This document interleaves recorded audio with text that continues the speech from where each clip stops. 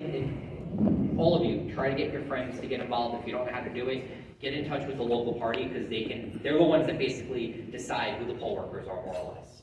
So. Yeah, and quickly, you know, Peter touched on a lot of like actually being a poll worker for the government.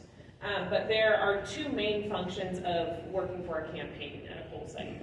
Being outside with signage and literature for your candidate. So being, you know, culturally appropriate with that. If it needs to be in different languages, put it in different languages. It should have essentially a checklist, and maybe it goes hand in hand with your messaging.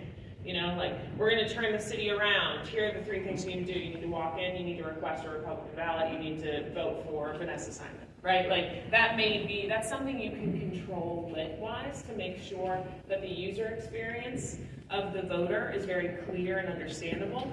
The other main function is having folks inside that have a list of folks that you know you have in the bag as your voters in that district, so that when they walk in and they request their ballot, my name's Maureen McNerney, I'm here to vote, that those people inside are just listening and checking off, because that means that on a regular basis they can communicate with the campaign. They can't engage the voter once they're inside.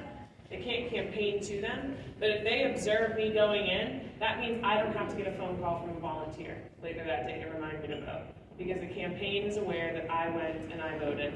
And then when you see at the end of the day 600 people voted at this location, and you see on your list 380 of them were your supporters, then you know that you won that site. So that's just another thing, again, just tactically about what campaigns can do to staff those locations, outside of being a poll worker that's working on behalf of the government to administer the election.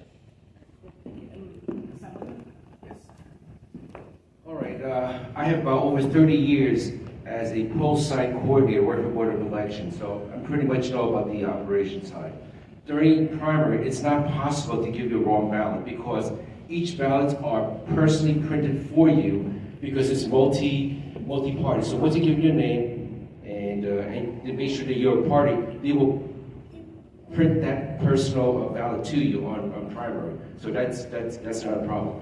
General election is general election. It's anyone that can print out the ballot. So right now they cut down that error part. Now, for those candidates that are here, this is my personal opinion, don't spend any money to have your own poll watchers inside the polls. I don't think that's very efficient, cost effective. It's costing money.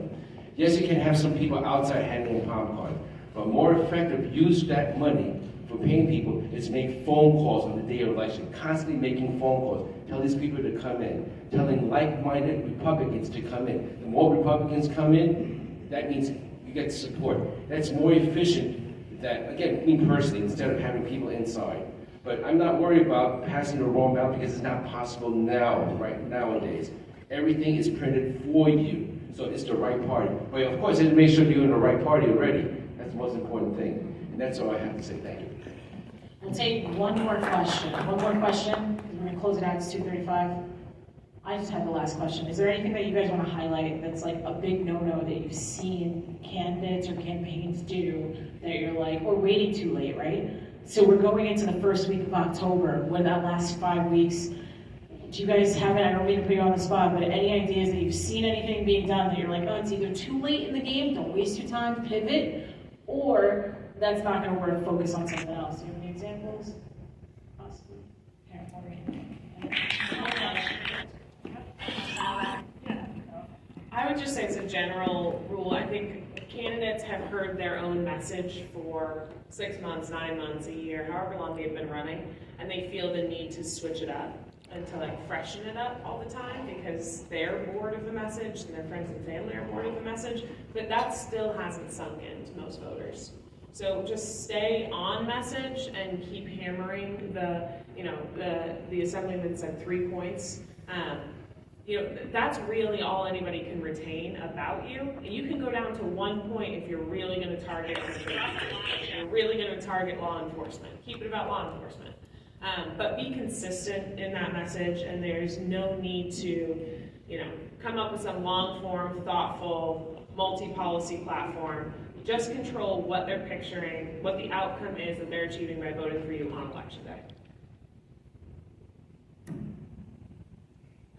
So I'm trying to come up with like the top 2 or 3 of these. Not having a campaign plan or a budget up front, it's amazing how quickly your money runs out, and relying on the next fundraiser to cover the costs, that's not always a reliable way of dealing with that. Not having a campaign team, having one person, your friend, running everything and then expecting to flip that district.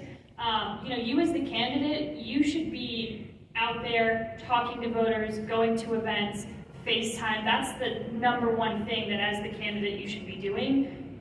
You shouldn't really be running your social media account the whole time. Plus, mapping out the strategy, plus coordinating the volunteers, and then having a friend who doesn't know anything about campaigning kind of helping you pick up the scraps here and there. If you don't have a budget up front, or if there's no hope in you getting that amount of money that you would need to hire people who know what they're doing and have a substantive campaign team, then you shouldn't be running in the first place, or you should wait to build that infrastructure up before you run, because then you're just wasting your time and your money. So I would say those are two big no-nos. Vanessa, I got one. Yeah, absolutely, good. From top to bottom, I'm Gene DeFrancis, by the way, Bronx, New York, campaign consultant.